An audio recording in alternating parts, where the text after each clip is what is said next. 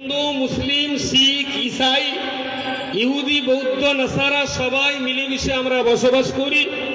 আজকে সেই পবিত্র ভূমিতে মসজিদ মন্দিরের রাজনীতি, সেই পবিত্র ভূমিতে লুঙ্গি পায়জামার রাজনীতি, সেই পবিত্র ভূমিতে খাদ্য অভ্যাস নিয়ে রাজনীতি, সেই পবিত্র ভূমিতে এক ভাইকে আর এক ভাইয়ের বিরুদ্ধে লড়িয়ে দেওয়ার রাজনীতি, সেই পবিত্র ভূমিতে একটা জাতিকে আর একটা জাতির বিরুদ্ধে জাতি দাঙ্গায় লাগিয়ে দেওয়ার জন্য গোটা দেশ জুড়ে যারাই এই কঠিন বিশ্বাসপত্র তৈরি করেছে, সেই জাতির বিভাজনকে শেষ করে দিয়ে, ধর্মীয় অসহিষ্ণুতাকে ধ্বংস করে দিয়ে, জাতি দাঙ্গার জীবন্ত কবর দিয়ে বিজেপি আরএসএস এর বিরুদ্ধে সবচেয়ে বেশি লড়াই করতে পারে মমতা ব্যানার্জি, অভিষেক জি।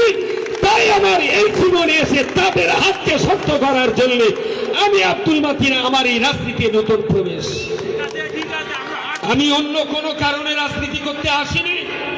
রাজনীতিতে আমার পাওয়ার কিছু নেই, হারাবারও কিছু নেই। কি দেবে রাজনীতি? আমার 35,000 স্টুডেন্ট আছে, আমার 85টা আবাসিক স্কুল আছে, আমার 326টা কেরালা মডেল স্কুল রয়েছে। আমাদের মধ্যে উপস্থিত হয়েছেন মিশে একাকার হয়ে এখানে আসা।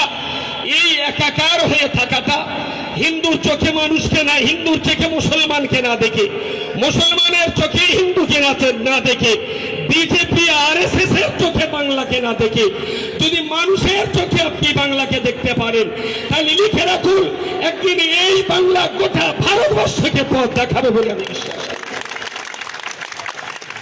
আরএসএস এর জন্য বিভিন্ন স্টেটে আপনার এসআইআর হয়েছে, কিন্তু কোথাও লজিক্যাল ডিসপারেন্সি এটা ব্যবহার করতে হয়নি। এসআইআর ভারতবর্ষের অনেক জায়গায় হয়েছে, কিন্তু কোথাও আন্ডার এডজুডিকেশন এই শব্দ দুটো আমাদের শুনতে হয়নি। এটা পশ্চিমবাংলার জন্য শুধুমাত্র শুনতে হয়। এবং জাতিতে জাতিতে বিভাজন করিয়ে দেওয়ার একটা ষড়যন্ত্র। কি ষড়যন্ত্র? 100 ভিতরে যদি 80টা বাদ যায় মুসলমানের নাম, তাহলে 20টা বাদ যাচ্ছে হিন্দু ভাইদের নাম। উদ্দেশ্যটা কি? হিন্দু মুসলমান যৌথভাবে যেন মুভমেন্টটা করতে না পারে, মাঝখানে ফাটল ধরিয়ে দাও। দ্বিতীয়ত কি? যেখানে টিএমসিকে যেমন ভোট বেশি দেওয়া হয়, সেই জায়গায় হিসাব করে সেই পরিমাণ মানুষকেই ডিলিট করে দেওয়া হচ্ছে। যার স্বামী গোষ্ঠীর 14 পুরুষ, এই ভারতবর্ষে জন্ম, যার বাবার জন্ম এখানে, মায়ের জন্ম এখানে, ঠাকুরদার জন্ম এখানে, কাকা কাকিমার জন্ম এখানে, জ্যাঠা জেঠির জন্ম এখানে, তাকেও আজকে নির্বাচন কমিশনের কাছে প্রমাণ দিতে হবে সে এই দেশের নাগরিক কিনা, এই দেশের ভোটার তালিকায় নাম থাকবে কিনা, তার কাছে আমাদের প্রমাণ দিতে হবে। এটা অত্যন্ত লজ্জার, এটা অত্যন্ত লজ্জার।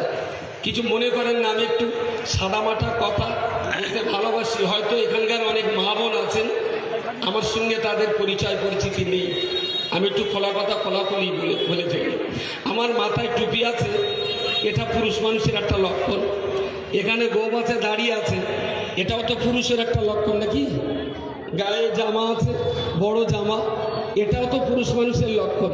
আচ্ছা, নতুন করে আমাকে আবার একটা সাইনবোর্ড লিখে বেড়াতে হবে যে আমি একজন মদ্দালক? আমার কথা কি বুঝতে পেরেছেন? মাথার টুপি, এখানে গোপ আছে, দাঁড়িয়ে আছে, আমার স্ত্রী আছে, আমার ছেলে আছে, আমার পরনে জামা আছে। আচ্ছা, আমাকে দেখে কারোর কি মনে হয় যে আমি একজন মহিলা? কারো মনে হয়? পোশাক তো প্রমাণ করে যে আমি পুরুষ মানুষ নাকি? নতুন করে লেখার কি দরকার আছে? তাহলে যার বাবার জন্মেই ভারতে, মার জন্মেই ভারতে, দাদার জন্মেই ভারতে, তাকে আবার কেন ভারতবর্ষের নাগরিক কেন প্রমাণ লাগবে? কিসের প্রমাণ দিতে হবে আপনার কাছে? প্রমাণ দিতে হয় তাকে জ্ঞানেশ কুমারের প্রমাণটা নেওয়া হোক, প্রমাণ দিতে হয় অমিত শাহর প্রমাণটা নেওয়া হোক। প্রমাণ যদি দিতে হয় তাহলে নরেন্দ্র মোদীর কাগজপত্র আগে সাবমিট করা, তারা কোন দেশের জন্ম আর কোথায় কে আগে দেশবাসীকে জানতে হবে।